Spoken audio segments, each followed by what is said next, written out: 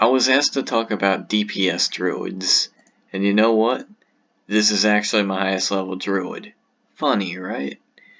Well, I actually know a lot about Druids, because they play almost identical to mages. They're both spellcasters, they both have the worst armor rating, and they both rely on focus for skill effectiveness.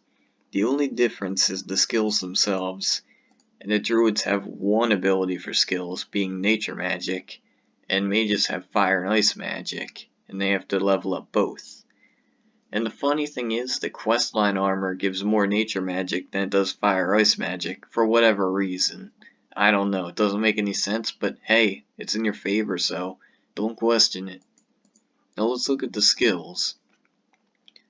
So a DPS Druid will have 4 skills for damage. You got Lightning Strike, which is literally a Firebolt clone. It has an instant cast and a 6-second cooldown, decent damage. You have Storm Touch, which I don't have here, which does a lot of damage up close and has a long cooldown. You have Vines, which does a lot of damage over time. DOTs will hit every 5 seconds, so this hits 6 times. And it does a lot, but the thing is, Lightning Strike actually does more DPS. Even though you can only cast it every 6 seconds, you can get all kinds of direct damage boosts, and it scales better too. It'll eat up way more energy though, in the long run. And bees use a ton of energy, and they have an AoE that's pretty small but still decent. In 20 seconds. It says here that it does poison damage, but that's actually not true. This is a skill shard. It is completely invulnerable from all damage except for the skills that kill it, like Lightning Strike. And one other thing, unresistible damage, which bees actually have. Watch here as it actually gets hurt by it. See, bees will do full damage minus flux all of the time, unless the enemy is over your level. So be sure to use that to your advantage. And Druids do not have lore or attune, so they will do less and less damage as you level up, because enemies will have more and more magic resistance. But bees will cut through anything, man. Even though it does less damage than vines, it could do more in the end. One thing for DPS Druids, since you don't have lore, you're going to have to be relying on mages for magic lore at bosses, which won't always happen. So I highly suggest having a magic phoenix, because that can reduce magic resistance and act like a weaker lore. Now, I was talking about 4 skills here, right? You're obviously going to have more than that, so let's go over the other skills you can use. Because it's not just all about offense. If you can have a really good defense, that'll help you out a lot too. Like Grasping Roots. It won't help you at boss battles, really, but for leveling, it's a lifesaver. It'll make every melee enemy basically useless unless they can cast a skill to hit you, or if you miss. Ranged enemies will still hit you, so that's the one flaw, but 20 seconds, that's enough for a lot of sigil ticks too. Howling Wind will make it so the enemy can almost never hit you with autos. Maybe some exceptions being bosses and really OP enemies or skill users, but still effective. I would say use Nature's Touch, because that heals you a heck of a ton, and you could just go right back up to max health. Pretty quick cooldown. Shield of Bark, another great choice, because Druids have horrible armor. It'll solve that weakness.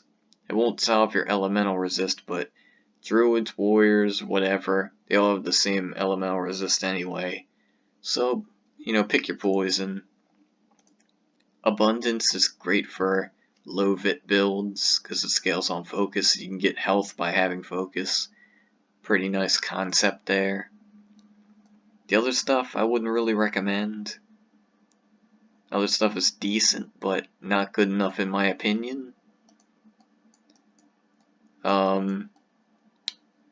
Let's see, what else can we talk about? So, a lot of Druid DPS is by DOT, as I said.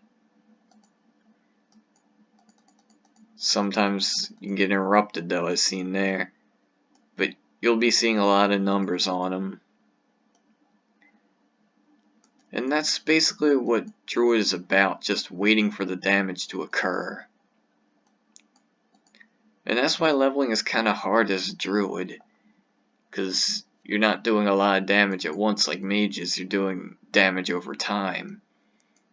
So if your Vines is strong enough to kill an enemy on its own, you might as well cast Vines on one enemy, Bees on another, and start fighting Lightning Strike with a third one. You gotta be, smart with this stuff. And with Bees, you can actually hit multiple enemies at once. For leveling, remember how I was talking about the auto mage a long time ago?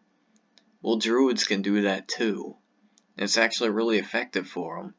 Not as effective as a mage because they don't have lore, but close enough, and definitely better for waiting for DOT ticks to kick in.